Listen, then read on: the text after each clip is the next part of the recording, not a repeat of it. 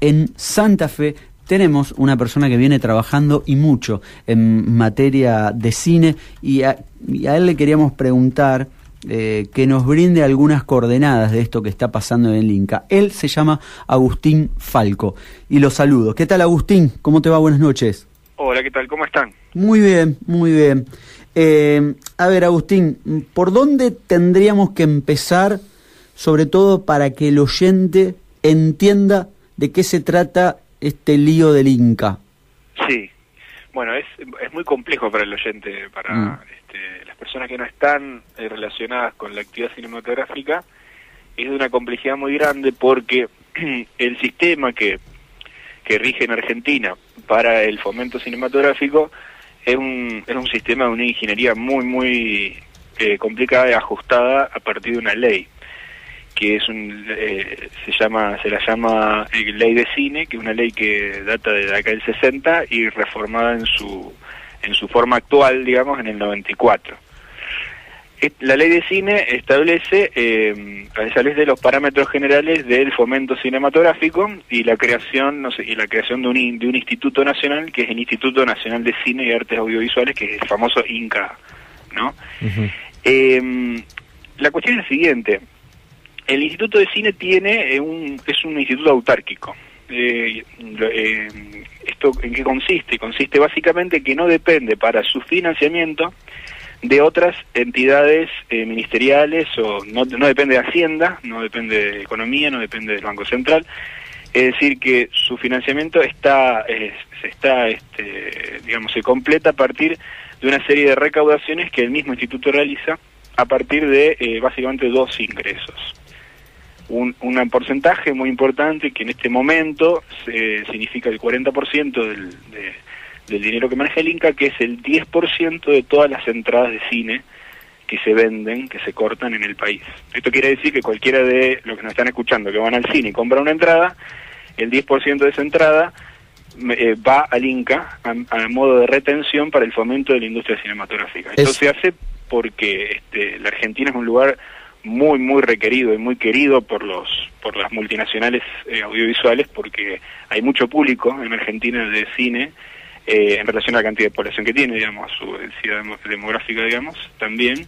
Entonces, ¿qué hace el instituto? Lo que hace el instituto es retener un porcentaje de esa entrada, que además no significa un aumento del costo, porque en realidad es una devolución de una parte del IVA de la entrada, por ejemplo, digamos. Y el otro ingreso, que significa el 60%, es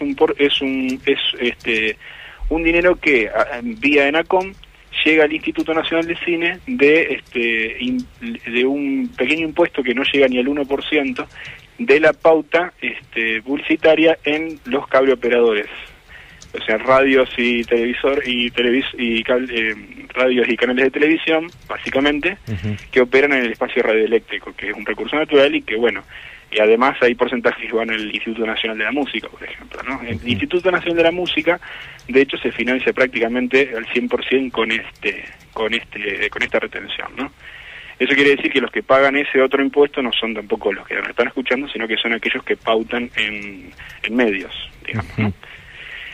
Y entonces, bueno, teniendo en cuenta este sistema, digamos, lo que hacen después las gestiones del instituto, ¿no?, en la cabeza de su presidente, que es el único nombrado por el Ejecutivo, es el único nombrado por el gobierno, su presidente. Los demás organismos, hay un organigrama bastante grande, pero que básicamente el más importante es el Consejo del Inca, que está conformado por los representantes de cultura de las provincias, digamos, los ministros, secretarios de cultura, según cada provincia haya organizado su funcionamiento, digamos, ministerial. Y este presidente lo que hace con este consejo es, todos los años, renueva y presenta su plan de fomento, que es decir, bueno, teniendo en cuenta que el instituto tiene este funcionamiento y tiene este dinero recaudado de esta manera, se distribuye de alguna forma. Concursos, convocatorias, créditos, subsidios, hay un montón de líneas, digamos, uh-huh, posibles, según el tipo de película, según el tipo de productora, según el mercado al cual apunta la película. Para que la gente tenga una idea, más o menos una película en Argentina En Argentina las películas son muy baratas de hacer, son muy económicas, digamos, comparado con otros países, digamos, incluso con otros países de Latinoamérica. ¿Por qué, Agustín? ¿Por qué son más baratas? Porque hay mucha capacidad instalada, ¿no? Y por otro lado, porque en general somos muy competitivos en ese terreno. Por ejemplo, una película argentina promedio sale aproximadamente filmarla, lo que está considerado el presupuesto de un largometraje medio sale 8.500.000 pesos, ¿no es cierto? Que comparado con el mercado internacional es muy, muy, muy poquito, de los cuales más prácticamente entre el 40 y el 60% van directamente a honorarios técnicos, ¿no? Porque en una película trabajan 30 técnicos detrás de cámara, más actores, más aproximadamente 200 personas de manera indirecta. Y además hay que agregarle que la mano de obra del cine nacional es muy buena. Es muy buena, de hecho hay mucha competitividad en el sentido de servicios de producción, es decir, producciones extranjeras que vienen a Argentina porque obtienen en relación al costo y al resultados muy buenos, digamos.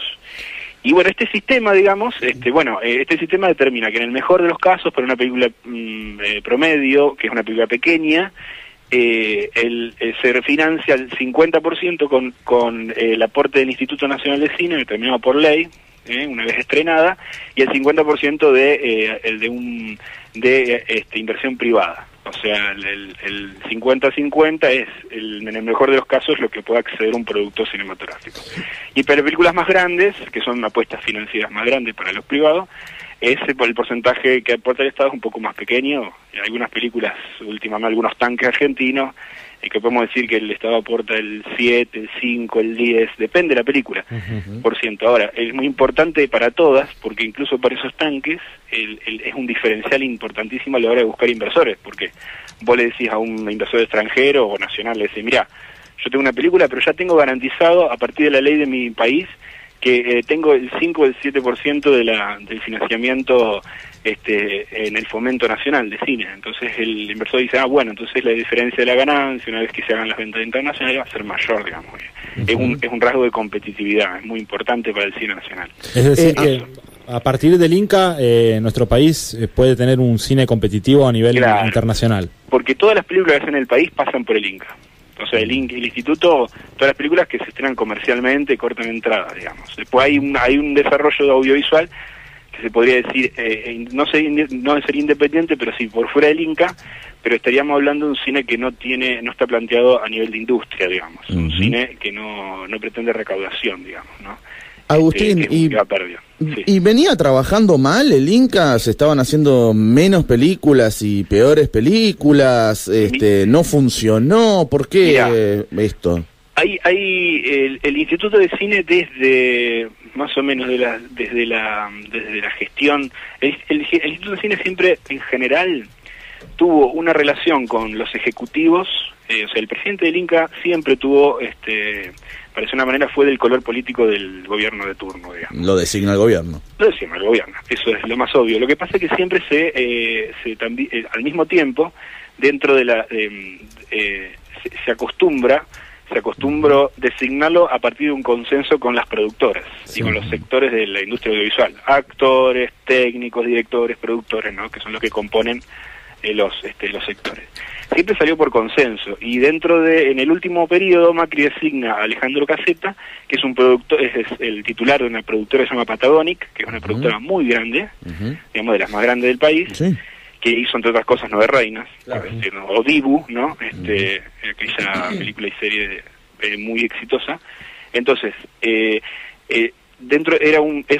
una persona cercana a la ideología del gobierno, digamos, a sus valores, etcétera, pero era una persona de la producción, por lo cual los sectores de la industria audiovisual consideraron que era la mejor opción, porque respondía tanto a la voluntad del gobierno de poner a alguien que fuera cercano a ellos y al mismo tiempo una persona del sector, digamos. Fue una buena noticia, digamos, porque hay institutos de las ramas artísticas que sufrieron más. Por ejemplo, el Instituto Nacional de las Artes, que no recuerdo era la titular, pero que no viene del arte, sino que viene de la economía, digamos. Entonces, eso era, claro. En el ambiente del cine había consenso en torno al nombre de Caseta. Había consenso en torno a Caseta, fue una buena noticia en su momento. Digamos. La semana pasada en los programas de televisión de Buenos Aires aparecieron ciertas informaciones muy confusas sobre Caseta y finalmente no se entendió bien si él renunció o si el gobierno lo echó o cómo fue el cambio. No se sabe si renunció, si lo echaron y no se sabe por qué. Claro. Porque primero dicen en la televisión que era por corrupto, pero después salieron a decir que no dudaban de su honestidad. Y de su transparencia, entonces no hay, digamos, entonces en ese momento es la primera vez que sucede esto, en el sentido de que después de tan poco tiempo y de una gestión que venía siendo valorada por los propios y extraños, digamos, porque llevó cierta organización a cosas que se hacían en el Inca de manera ramificada, había más cursos de desarrollo de proyecto por acá, concursos parecidos por otro lado, digamos, había muchísimas cosas. Yo he participado en estancias de las más diversas a partir de concursos, entonces, y lo que hizo Caseta fue generar lo que se llama el organigrama coordinado de todo el año, en el que está todo lo que hace el Inca cargado a una plataforma, digamos, en ese sentido, este sentido que ellos llaman la modernización, él lo estaba llevando adelante. Entonces se sospechó en su momento, y por eso la alerta. Todavía no tenemos que lamentar grandes retrocesos, pero lo que pasa es que con estas cosas sucede lo siguiente: lo que uno sospecha que podrían llegar a ser, una vez que está hecho, ya no hay vuelta atrás. Entonces, por eso la alerta es la siguiente, que el porcentaje, este 60% que financia el instituto, que viene de los cableoperadores, la idea, lo que se sospecha es que quieren renunciar a ese, quitárselo al Inca, con dos posibles fines. Uno, dejarlo en el ENACOM, que es un ente de carácter más político, que preside Oscar Aguat, ¿no? Y en épocas de elecciones ese dinero es útil, digamos. U otra es directamente renunciar a ese impuesto como devolución de favores al mayor beneficiario de renunciar a ese impuesto, que es el Grupo Clarín. Sí, claro. Por ser el principal cable operador, por tanto el que más aporta, de ese 60% de financiamiento del Inca. Y algo que sucedió que es bastante llamativo, que yo creo que el gobierno no lo esperaba, es que en la comunidad audiovisual en su conjunto, en su totalidad, estuvo en contra del despido de Caseta, digamos. Sí. Y a favor de resguardar el financiamiento del Inca, digamos. Ahora, ¿no tenía ningún informante desde adentro que le digan que semejante movida iba a generar tal quiebre? Sí. Se le advirtió antes. De hecho, hay un par de señales incluso que son evidentes. Ajá. El año pasado, por ejemplo, en la reorganización de los ministerios, no sé bien cómo se llama, pero cuando reorganizan qué ministerio depende de qué otro y qué secretaría. Sí. Lo que hacen es quitar al Inca el Inca siempre dependió de Presidencia de la Nación. Eso le da un rango de importancia enorme, digamos. Y en la nueva organización, el nuevo organigrama, lo hacen depender del Ministerio de Cultura. Esa fue la primera, digamos. La segunda fue el informe que le pide el nuevo ministro de Hacienda, ¿no? Duhovne. Sí. Le pide a Fiel, que es la consultora esta, que creo que es norteamericana, si no me equivoco. No, es Argentina. Bien. A Fiel le pide, es una consultora de corte neoliberal, por supuesto, que le piden le piden una serie le piden un estudio con medidas que habría que tomar para mejorar la situación económica, la economía, etcétera, y una de ellas es eliminar el 10% de las entradas de cine. Entonces ahí hubo una primera movida del sector audiovisual, digamos, atentos a esta cuestión, porque en realidad, ¿cuál es el objetivo de eliminar las entradas de cine, el impuesto de entradas de cine? Afectar un rubro dentro de la medición de la inflación, digamos. Claro. En el rubro de entretenimiento no hay, claro, en el rubro de entretenimiento no hay tantos ítems en el rubro de entretenimiento. Uno de ellos son las entradas de cine. Entonces, bajando uno de esos ítems un 10%, se sensiblemente el índice de inflación. En realidad todos sabemos a fuerza de que no se hagan películas argentinas. No, pero además es otra pavada como la de precios transparentes. Vos reducís el precio de IVA y ¿por qué el Cinemark va a bajar? Va a decir, ¡ah, buenísimo! ¡Más plata! ¡Viva Dios! Exactamente, es así. Todos sabemos que cuando vos vas y buscas a la góndola, cuando vas a la boletería en el cine, la entrada va a ser lo mismo. No va a haber cambios ahí. Una transferencia de recursos de los realizadores hacia las empresas concentradas. Exactamente. Y es muy importante el cine argentino. No solamente, y ha crecido muchísimo, se hacen 200 películas al año, con un gran problema todavía que es la distribución, porque bueno, la distribución está monopolizada por los multicines extranjeros, digamos. Claro. Y es muy difícil, digamos, hay una ley que se llama de cuota de pantalla que exige a los cines pasar en un multicine, en una de las salas, una película argentina. Digamos, hay una serie, pero no lo cumplen porque no hay suficientes inspectores también para inspeccionar todos los cines y que eso se cumpla.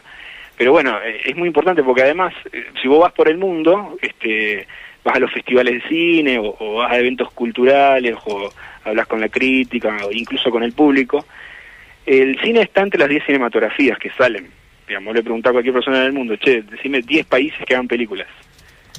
Y la Argentina está ahí. Y la verdad que la Argentina, hay que pensar si la Argentina está entre los 10 muchos otros rubros, digamos, salvo el fútbol, digamos. Sí. En ese sentido, para nosotros es un valor simbólico enorme. Y yo considero que si nosotros queremos ser un país agroexportador, exportador de materias primas y bananero, no necesitamos valores simbólicos, como el cine. Ahora, si queremos una nación, necesitamos que nos representen estas cuestiones, digamos, que son fundamentales, digamos, ¿no? Agustín, en los últimos días, cuando el tema cobró estado público, se conocieron algunos detalles del año y pico que tuvo Caseta de gestión, uno de los cuales era que tenía un programa a largo plazo para hacer crecer el público en las salas, que tenía varios puntos, entre ellos llevar a las escuelas de los barrios humildes al cine, pero no era el único. Él tenía previsto un plan integral, parece ser que no tiene que ver solo con la realización de películas, sino con el hecho de que la gente vuelva al cine. Sí, la formación de público iba a ser uno de los fuertes de su gestión, y otro es la creación y puesta en funcionamiento de la Cinemateca Nacional, que es dedicada a la conservación y distribución de obras. ¿Todavía no hay una Cinemateca Nacional? Está, pero estaba con pocos fondos en relación a los anteriores, digamos. Él le iba a dar un impulso grande, por eso había contratado o había alquilado los estudios de una empresa de postproducción de cine que se llama Cinecolor, a la cual yo corregí una película ahí, digamos, mía, un cortometraje. Es un lugar impresionante, porque tiene 5 salas de corrección de color, están muy bien equipadas, que quebró esa empresa, digamos, por el cambio tecnológico, sobre todo, ¿no? Lo que se hacía así, ahora se hacen estudios más pequeños y más fáciles de mantener, digamos. Entonces, lo que hizo él fue alquilar esas salas y fue una de las razones por lo que dicen que es corrupto, digamos. Por alquilar Cinecolor, que es una... Le contamos a los oyentes que estamos hablando con Agustín Falco. Él es cineasta de la ciudad de Santa Fe. ¿Qué obras hiciste, Agustín? Bueno, mira, yo pertenezco a una cooperativa dedicada a la producción de contenido audiovisual que se llama Mucha Siesta, y más o menos desde que estamos conformados, yo tuve, en mi caso, la oportunidad de dirigir un cortometraje de una película que se hace cada ciertos años del Inca, que se llama Historias Breves. Después filmé una serie de televisión para el programa Polos Audiovisuales Tecnológicos, ¿no? 2 series de televisión, una que se llama Habitación 13. Habitación 13, claro, seguro. Y después también, ahora acabo de dirigir un largometraje que está en etapa de postproducción, se está haciendo el sonido y va a estrenar este año, digamos. Agustín, ¿vos sos egresado de la Escuela de Cine de Santa Fe? Así es, sí. O sea que ahí te formaste en una institución pública de nuestra ciudad. ¿Cuánto impacto tuvo en la ciudad el fomento del Inca para el desarrollo audiovisual?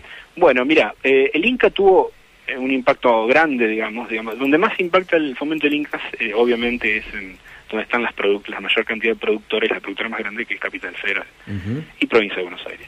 Pero en Santa Fe, junto con Córdoba, Mendoza, Salta, ¿no? son los lugares donde se han hecho largometrajes. En Santa Fe se han hecho largometrajes de santafesinos y también se han filmado largometrajes radicados en Santa Fe por sus locaciones, digamos. Como el caso... El Silencio, recientemente. El Silencio es una película de un santafesino, digamos. De hecho es un amigo y también compañero de la cooperativa. Yo fui asistente de dirección en El Silencio. Y ese es un largometraje de santafesino, digamos, desde el origen, digamos, de su nacimiento hasta el final. Pero también, por ejemplo, el largometraje como Andrés no quiero mil la siesta, Ritili, que son largometrajes nacionales, que son de directores de otros lugares, se han radicado en Santa Fe, digamos. Y bueno, y el que acabamos de filmar, digamos. Veníamos en un crecimiento de producciones del Inca muy grande. Lo que más tuvo impacto en el interior del país, en realidad, fue lo que fue las líneas de concurso, no del Inca, sino del Ministerio de Planificación. Del Ministerio de Planificación, fue lo que sobre todo tuvo impacto en la generación de recursos y en la generación de contenido en el interior durante el periodo anterior de gobierno, digamos. Eso fue más que el Inca, digamos, aunque el Inca también impactó y de manera creciente desde el año 2001 para acá, arrancando por la película de Diego Sofich y Gerente en 2 ciudades, se empezaron a hacer cada vez más películas, digamos, en Santa Fe a través del Instituto Nacional de Cine. Sí. A esta hora de la noche están pasando muchas cosas con respecto al tema que estamos abordando, Agustín. Hace un rato nada más era el comienzo del Bafisi en la ciudad de Buenos Aires. ¿Cómo está ese Bafisi? Claro, qué divertido debe estar ese Bafisi. Con todo lo que eso representa. Y tengo varios amigos ahí. Y me parece que ni siquiera en eso hubo una cintura política por el lado del gobierno, porque, a ver, si vas a remover al que está al frente del Inca, me pongo en los zapatos de Abelluto, el ministro de Cultura, y digo, bueno, lo vamos a remover cuando termine el Bafisi, si no estos muchachos me van a armar un lío bárbaro, algo que está pasando. Y por otra parte, fíjate lo importante que es el tema, que si uno abre a esta hora de la noche www.lanacion.com.ar, se encuentra con Pablo Abelluto, que declara: la posición de los actores tiene que ver con el prejuicio, y la palabra que más aparece es transparencia a lo largo de la nota. O sea que a esta hora de la noche es uno de los temas centrales para la Argentina. ¿Qué te pasa a vos cuando lees al de Cultura, que te habla de transparencia, queremos que sea transparente? Y aparte te cuento que Campanella pasó esta tarde por Casa de Gobierno, me parece que le querían aclarar algunas cosas. Bueno, sí. No, yo en ningún momento pensé que se iba a vivir esta situación en el cine nacional, ¿no? Porque el cine nacional siempre se caracterizó por poder resguardarse. No es la primera vez que recibe embate, incluso en gobiernos que aparentemente le fueron favorables, digamos, en las administraciones de Néstor y Cristina, en las administraciones de Duhalde, siempre ha habido algunos embates de decir, bueno, de cambiar su dependencia, ¿no? De afectaciones a su autarquía, digamos. Y la verdad que el sector en general actuó siempre de manera compacta, digamos, y supo resguardar. Y la transparencia realmente es una necesidad, porque si yo hago películas en Santa Fe, yo quiero que la plata vaya a los que hacen películas como yo. No quiero que vaya uno para que se construya un departamento, se pague o se compre un auto. Digamos, eso es una obviedad, digamos. La pregunta es con qué criterio se ensucia el nombre de una persona diciéndole que no es transparente, cuando en realidad todo el sector visual pone las manos en el fuego por caseta, digamos, y además la persona que hace la denuncia a caseta, que es Oscar Azar, es uno de los principales denunciados en las denuncias anteriores. Ah, sí. ¿Cómo es eso? ¿Quién es Oscar Azar? Oscar Azar es el abogado, era abogado y es abogado y productor. Ajá. Fue el productor fue una de las personas más cercanas del Turco Asís, cuando el Turco Asís estuvo en Cultura, digamos, con el Menem, ¿no? Sí, en los 90. En los 90. Y fue productor de alguna que otra película, fue productor de una película de Jorge Cosia, digamos. Y él está anunciado en dos cuestiones por 2 películas, digamos, que se estrenaron todo, pero que sobre las que se sospecha sobre sus gastos, digamos, ¿no? Que no sé si será también, no sé si es verdad o no, porque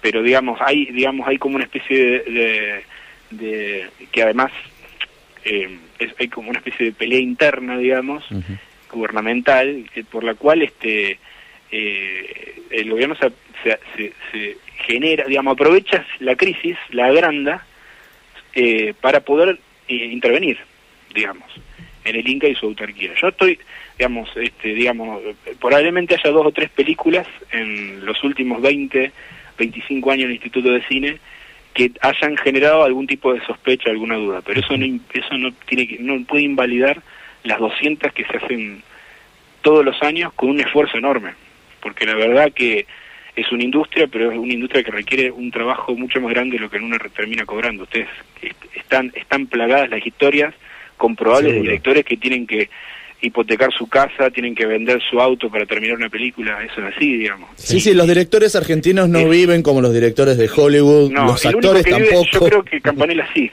Mira. Campanella, dirige en Hollywood también. Claro, eso pasa. Bueno, por eso vive como director de Hollywood. Hasta Campanella salió a bancar la gestión anterior y a cuestionar esto. Lo pusieron ellos, lo puso, digamos, es a través de la figura de Caseta llegó a partir de una gestión de Elia Suárez. Claro. Sí, digamos, Agustín, te pregunto, no tiene que ver específicamente con esto, pero me pica el lado cholulo y el lado político, con Juan José Campanella. ¿Qué le pasó a Campanella? ¿Qué hace? Luna de Avellaneda, que muestra una realidad de la porquería que nos deja el neoliberalismo, y ahora el tipo, junto con Alfredo Casero, se ponen espalda contra espalda y que se vengan todos. Mira, hay cuestiones que son indescifrables, que tienen que ver con la psicología humana, con la psicología y con la, digamos, hay un factor de que uno lo encuentra no solamente en Campanella, sino que en muchos rubros, mucha gente, que tiene que ver con cierto rechazo yo creo que tiene que ver básicamente, Campanella básicamente es antiperonista, digamos, que es el caso de Brandoni, digamos, ¿no? Yo no puedo decir que Brandoni es de derecha, no lo puedo decir, porque realmente no tendría elementos. Que sus opiniones eventualmente, que claro, que favorecen a la gestión de derecha es otra cosa. Pero digamos en ese caso si es progresista es permanentemente extemporáneo, digamos. Claro, yo te lo nombro a Campanella por su enorme contradicción con esa obra que fue uno de los grandes éxitos. Pero fíjate que lo que tiene Campanella de fondo en sus películas, que a mí me parecen muy buenas, digamos, obvio no es mi director favorito del cine argentino, digamos, no. ¿Cuál es? Para mí, y para mí entre los mejores están Martel, Lucrecia Martel o Daniel Burman. ¿Qué ibas a decir de Campanella? No, de Campanella. Las películas son sensibles, por ejemplo, una Avellaneda, pero vos fíjate que siempre hay ideológicamente hay un ensalzamiento de cierto padecimiento de la clase media que tiene que ver con la nostalgia, digamos. Sí. Que se va cayendo a pedazos la clase media. En ese sentido hay como un pasado que es hay como una especie de cuestión romántica, en el sentido no del mejor, digamos, sino en el sentido de que hay algo en el origen, en el pasado, que se ha perdido y que sería bueno recuperar, o que, digamos, en ese sentido son películas que tienen muy solapadamente una cuestión conservadora, digamos, también. Además, en Luna de Avellaneda no pierde, Darín. Sí. O sea, el club cierra. Claro, además pierde, si vas a hacer una película social, sé más que en Loach, viste, todos al frente, todos juntos, y ahí vamos. Acá intentan y pierden. Exactamente, sí, pasa. Sí. Claro, eso es lo que pero de hecho la película, él es un gran director, digamos, lo sabe. Pero claro, a mí tampoco es un gran director porque maneja muy bien el lenguaje, digamos.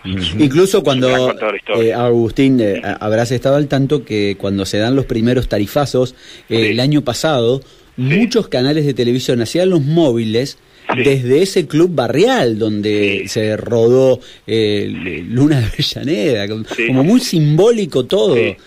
Sí, exactamente. ¿Y qué impacto pensás que puede llegar a tener dentro del gobierno el hecho de que prácticamente se haya quedado sin farándula? Porque ahora, claro, pero en serio, se quedó sin farándula. Para Susana. Tiene a Mirta. Tiene a Susana. Mirta por ahí, menos. Viste que... canales informativos, ni Real. No, o sea, ¿qué precio? Es muy grave. Es muy grave porque, digamos, verlos incluso Darín tuvo una declaración. Claro, sí. Falta Franchella y cartón lleno, digamos. Claro, es complicado. Viggo Mortensen, ¿no? Viggo Mortensen. Hoy el video de Viggo Mortensen hecho desde el baño fue tremendo hoy. Claro. Sí, hay un prejuicio generalizado, digamos. Sí, no, es muy grave porque, sí, yo creo que en principio lo que tiene el gobierno es una falta de empatía en el sentido de, digamos, hay gestos, digamos, hay determinados gestos, y el principal no fue tanto la rosca política como la operación mediática. Yo creo que fue más violenta la operación mediática, sí, en el sentido de que esta denuncia a Caseta a través del programa Animales Sueltos, sí, con sus máquinas a través de sus FF, como dice ahora, que me parece fantástica la expresión, Fantino Feynman, digamos, en el programa Animales Sueltos, en los cuales no es la SS, es la FF. Son las FF, claro. Lo que hacen ellos ahí es decir cosas. Bueno, acá hay un tipo que es recorrupto, ponen fotos de cualquiera. Sí, eso es genial. Fotos, un papelón así de rigor periodístico absoluto. Compró, dice, Robito, y gastó 8,5 millones de dólares y no construyó un solo metro cuadrado, cuando Robito construyó 5 escuelas en el interior del país, a las que van 2.000 alumnos. Ah, es una banda. Sí, claro. La gestión de Robito es... ¿Y a dónde están esas escuelas? Y esas escuelas yo no tengo, pero una está en Salta, hay otra en Formosa, construyó lugares en provincias donde no hay escuelas de cine. ¿En Formosa hay una escuela de cine? Sí. Bueno, de hecho Formosa está, porque Misiones fue punta en una ley de provincial audiovisual, muy interesante, que yo recomiendo que hay que leer. Una ley, y Formosa estaba tratando de emular ese paso, digamos. Si uno para Formosa le parece el Far West, pero lo que hizo el ENERC es construir escuelas en distintos lugares del país donde no hay escuelas ni provinciales ni privadas, digamos, donde no hay ningún tipo de educación. Las escuelas del ENERC que están en Buenos Aires, en San Juan, en Formosa, Jujuy y en Neuquén, en San Martín de los Andes. Perfecto, ahí está, fantástico. Y bien repartidas además. Sí, geográficamente están muy bien repartidas en el territorio. Sí, la gestión de él en ese sentido, yo incluso lo conocí porque hicimos varias capacitaciones que se desarrollaron ahí en ENERC, digamos, y la verdad que es además un tipo que accedió por concurso público en el 2011 contra 40 contrincantes, digamos. No es un cargo político ni mucho menos. Decía que la cuestión mediática, casi que la denuncia Caseta, pero la denuncia Caseta se apoya sobre una operación que es más de corte, interna. Sería interno, sí, pero en el sentido de que lo que hicieron ellos, lo que hicieron Fantino y Feynman fue de alguna manera generar la idea o aportar a la idea de que los cineastas son planeros.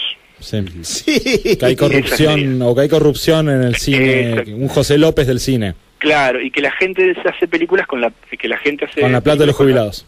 Con la plata de los jubilados, qué sé yo. Claro. De hecho, Fantino en un momento, lo saben y son muy inteligentes en la manera de expresarlo, dice, a ver, entonces, ¿cuánto pondríamos cada uno de los 60 pesos cada uno? Diciendo, sí, si vos dividís el presupuesto del Inca anual en la cantidad de habitantes de Argentina, te da 60 pesos, pero la gente no pone esos 60 pesos. Tiene otros ingresos. Sí. Entonces, los ingresos además de una hipocresía muy grande, porque esos programas de televisión de horarios centrales, qué sé yo, subsisten, entre otras cosas, gracias a la pauta oficial. Que eso sí es una decisión política y no un concurso. Y eso sí viene del presupuesto nacional anual y del ANSES, que se alimenta de los impuestos de la gente y de sus aportes jubilatorios. Entonces, es mucho más planero el Feynman, si vamos al caso de su lógica, que yo que hago una película. Además, ¿cuántos millones le dieron a Luis Maxul para hacer un cortito de 1 minuto en Tecnópolis? ¿Cuánto levantó Maxul en esa? 4 palos levantó Maxul. 4 palos. ¡Qué groso! 1 minuto, pero escuchame, te lo hago con el movie player del Windows. 1 minuto, pero ¿sabes? Tal cual. Por 4 lucares. En un momento dicen, Robito, y le dieron 1.600.000 pesos para hacer 45 documentales. Y entregó 18. Y yo pensaba, Robito es un genio. Porque no sé cómo hizo para hacer 18 documentales de Latinoamérica. sobre Latinoamérica, además. Agustín, la verdad que ha sido un gusto, nos hemos extendido nosotros incluso de la tanda publicitaria por dos cuestiones. Primero, dándote todo el espacio para que la gente pueda entender un poco más lo que está sucediendo en el Inca, y segundo, porque la estamos pasando muy bien con esta charla, bueno, básicamente. Gracias por el espacio. Gracias. Dale, te mandamos un abrazo grande. Un abrazo a todos.